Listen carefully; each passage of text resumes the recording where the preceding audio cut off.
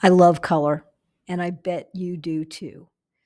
But color isn't as simple as knowing or naming your colors or putting together what you think might work. Understanding the color wheel and a little bit of color theory is really helpful, whether you're an art quilter or another sort of creative person.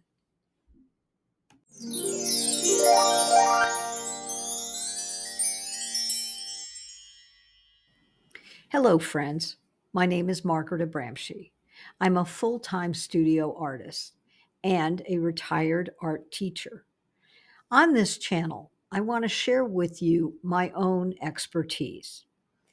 More importantly, I want to encourage and inspire you to create something. Help me grow this channel.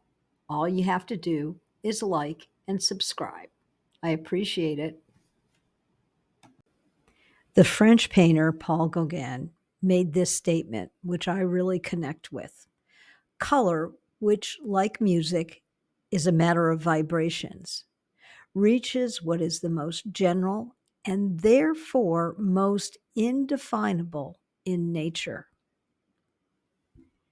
Color is both easy to name and yet very hard to describe when color is working in a composition or when it's not working in a composition.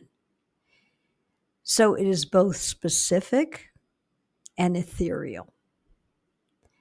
And that's the struggle that anyone who's working in the visual arts has if they're working with color. The person who invented the color wheel was not an artist. It wasn't even someone like Leonardo da Vinci, who could have been considered an artist and a scientist and inventor. Nope, it was invented in 1704 by Sir Isaac Newton. And Newton wrote a groundbreaking book called Optics, which was all about discovering the properties of light. And he did this famous experiment where he put a prism and had a shaft of light that was shining into the prism, which then broke up what was perceived as white light into all the spectrum colors. And to illustrate the relationship between these colors, the colors of light broken up by a prism, he arranged them in a circle. And this was the first color wheel. The color wheel to an artist is like a calculator to an accountant.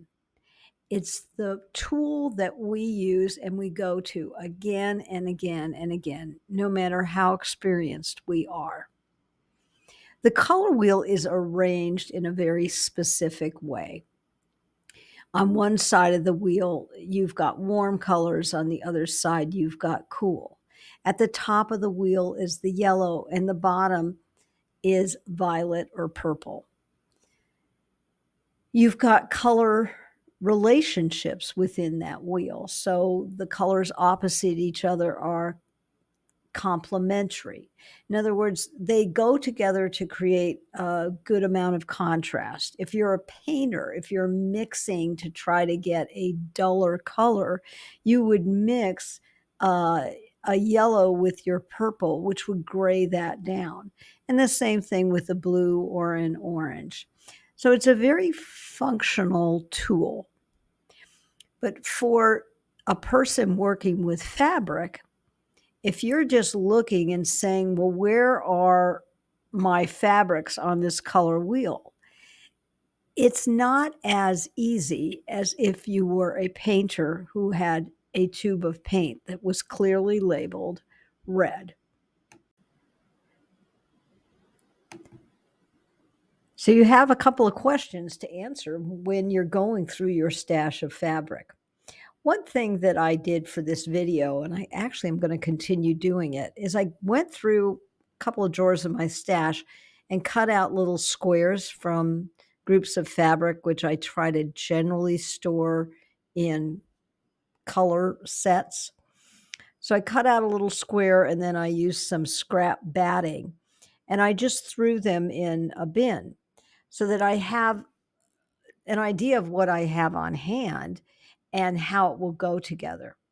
But as I was sorting through these, I realized that, yeah, they were red, but were they all red? Were some of them red orange? And did they look red orange only when I put them next to maybe a darker red? And then, of course, what is their intensity? Like a red that I think seems very red next to a much lighter one, oh, yeah, it looks very red. But then if I put that lighter one next to something in the middle, what does that middle intensity look like? Is it still red, but just kind of washed out? Or is it a value? So is it a red that has been grayed down and that it's just not quite as bright? It's not that it's not. Is it light? Is it less intense? Or is its value maybe diminished, so it's graying down? These are problems that just sorting through a little bit of fabric and thinking about that color wheel, I find this exercise extremely helpful. When looking at fabric, things always get a little bit complicated. So let's make it simple. I've pulled from my stash of threads a few spools, and they're all spools that are technically green. And like everyone else I know, I have a whole bunch of green as well as a whole bunch of other colors. So the first spool that I'm looking at is green. I would identify that as green. And green, of course, is the name of the color's hue. Another spool of thread in the green stash is very light. In fact, from a distance, it looks almost white, but it really is a low intensity green.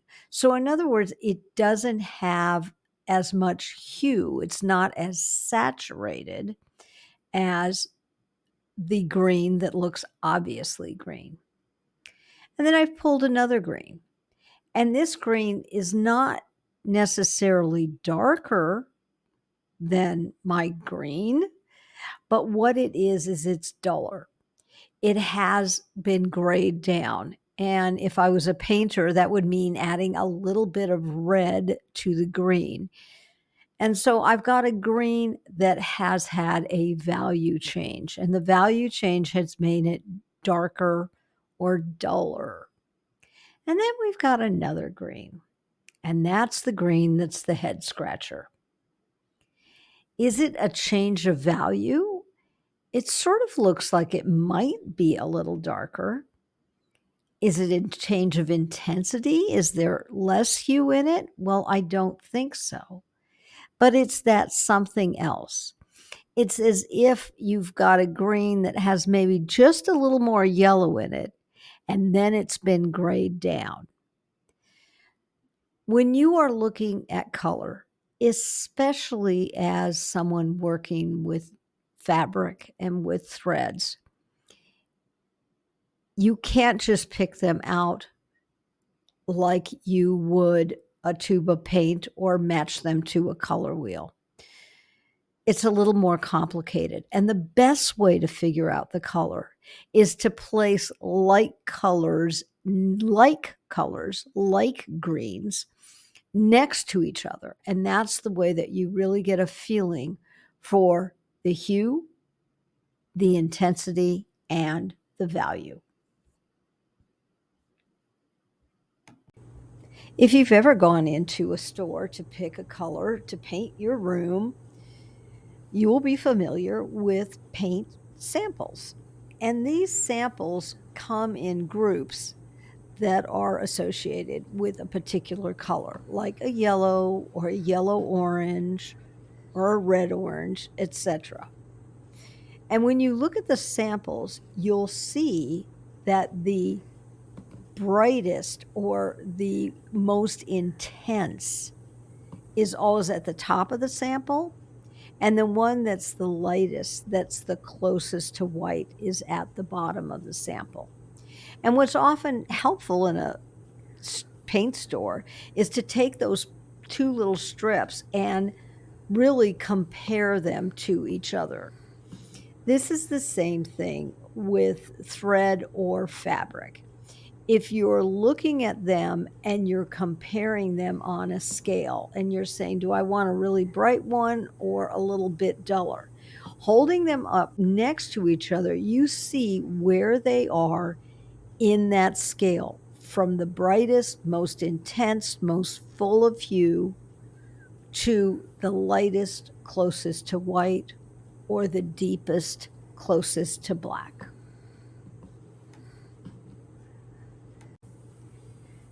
One thing that drew me away from painting and into art quilting was color. And it wasn't because you couldn't mix colors. It was just the variety of colors and color combinations that you find readily available in thread and in fabric. So, for example, if you're not sure of that right color, as I am not often sure of that right color, one of my favorite go tos is variegated. And variegated thread in particular, I really like these spools where they go from maybe a single color family, from a yellow green to a blue green. Or maybe they go from a light yellow to a yellow to sort of a mustard and then to a browny yellow and then back around again. So it changes the color value. Or maybe it mixes in like a purple and then there's sort of a red thrown in there and then a deep purple and back again. So all of these things help because you don't really have to decide on a single color. So, in this short little overview, I hope I am building your color confidence. Often we think, oh, color is just intuition, but it's really more than that. Understanding color is having the confidence, which means that you can rely on something, you can firmly trust in something. So maybe it's as simple as understanding the color wheel and the relationships on the color wheel. Maybe it's understanding the difference between color intensity, color saturation, color values. Maybe it's the idea that you understand that colors can only really be determined in relationship to other colors. One color next to another color really tells more of a story than just looking at something. So that's my job, is to inspire and create. And I hope I've done a little of that in this video. Thanks for watching. Come back again soon. And if you feel like it, share this with a friend.